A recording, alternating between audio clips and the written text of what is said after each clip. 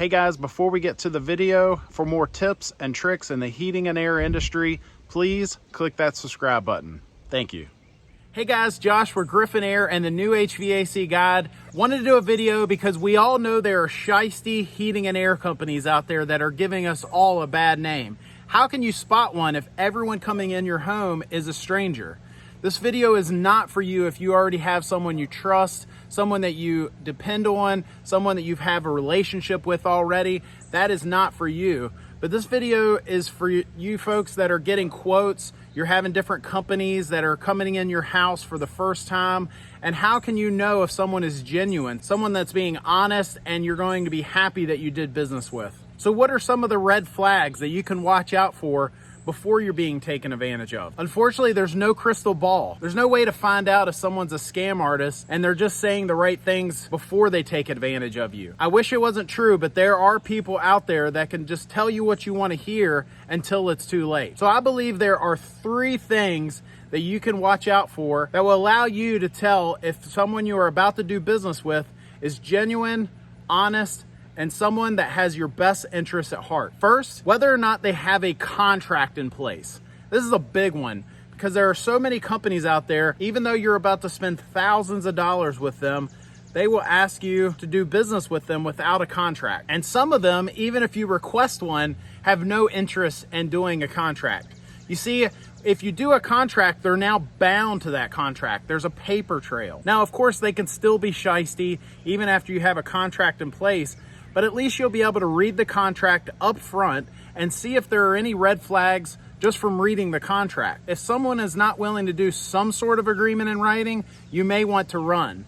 If you check out my website, newhvacguide.com, we go through some of the things that should be in that contract. Just in general, get a contract, make sure you read over it, make sure everything seems legit. The second thing I would watch out for would be companies not wanting you to shop around to get more quotes.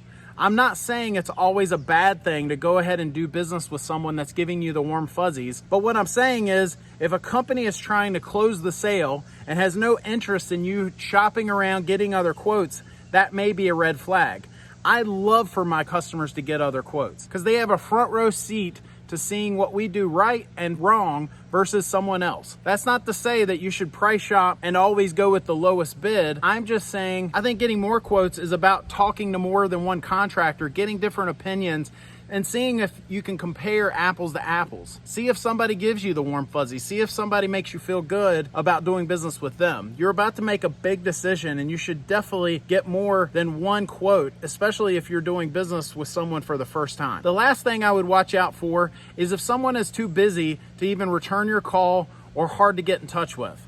Now, I'm not saying you want to do business with somebody that can be Johnny on the spot. They're just sitting there twiddling their thumbs and they're so excited that you called. That might be a little bit of a red flag too. There's always that restaurant with a line out the door and there's a reason for it, right? But I believe if you're about to spend thousands of dollars with a company and they're hard to get in touch with, how hard are they going to be to get in touch with when you don't have thousands of dollars to spend with them? Once the system's installed and you're trying to call them back to get some maintenance or to get something repaired, or even just to simply ask a question about your new system, how hard are they going to be to track down after that? So I hope that helps. If you have any comments or questions, please leave them below. Thanks for watching. The last thing I'll say is if you're in the market for a new heating and air system and you're in Virginia in the Middle Peninsula or the Northern Neck, give Griffin Air a call. We'll give you a free estimate and the best warranty in the area. But if you're not in our coverage area, check out my new website. I've even got a little banner up here, newhvacguide.com.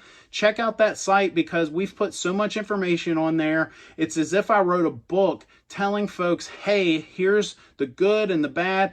Avoid this or that. I've even got a whole page called no-nos, things to stay away from. And so before you spend thousands, check out that website. And finally, for more tips and tricks in the heating and air industry, click that subscribe button.